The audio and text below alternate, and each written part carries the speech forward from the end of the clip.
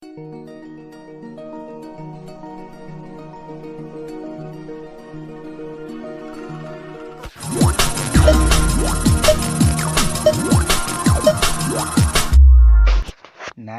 plus y plus 12 is equal to 0 ଏବଂ 18x plus ky plus 24 is equal to 0 ସହ ସମୀକରଣ ଦ୍ୱୟ ସଙ୍ଗତ ଓ ନିର୍ଭରଶୀଳ ହେଲେ k ର ମାନ କେତେ ହେବ? ପ୍ରଶ୍ନଟି ଆଉଥରେ 9x plus y plus 12 is equal to 0 ଏବଂ 18x plus ky plus 24 is equal to 0 ସହ ସମୀକରଣ ଦ୍ୱୟ ସଙ୍ଗତ ଓ ନିର୍ଭରଶୀଳ ହେଲେ k ର ମାନ କେତେ ହେବ? 4x2 plus kx plus 3 is equal to 0 ସମୀକରଣର ମୂଳଦ୍ୱୟ ବାସ୍ତବ ଓ ସମାନ ହେଲେ k ର ମାନ କେତେ ହେବ? ପ୍ରଶ୍ନଟି ଆଉଥରେ 4x2 plus kx plus 3 is equal to 0 ସମୀକରଣର ମୂଳଦ୍ୱୟ ବାସ୍ତବ ଓ ସମାନ ହେଲେ k ର ମାନ କେତେ ହେବ?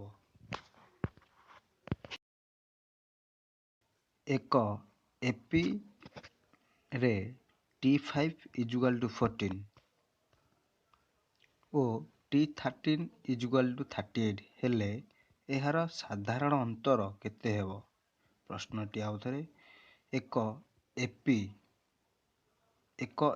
ରେ T5 is equal to 14 O T13 is equal to 38 ହେଲେ ଏହାର ସାଧାରଣ ଅନ୍ତର କେତେ ହେବ?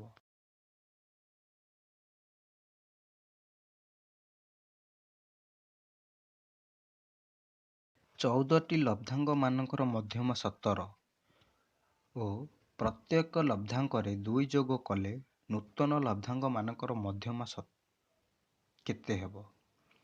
ପ୍ରଶ୍ନଟି ଆଉଥରେ 14ଟି ଲବ୍ଧାଙ୍କ ମାନଙ୍କର ମଧ୍ୟମା 17 ପ୍ରତ୍ୟେକ ଲବ୍ଧାଙ୍କରେ 2 ଯୋଗ କଲେ ନୂତନ ଲବ୍ଧାଙ୍କ ମାନଙ୍କର ମଧ୍ୟମା କେତେ ହେବ?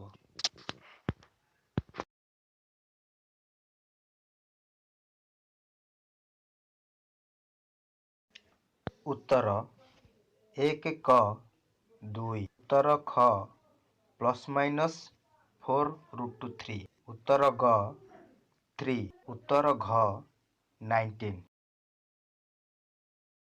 ଅବଶିଷ୍ଟ ଆଗାମୀ ଅଧ୍ୟାୟରେ।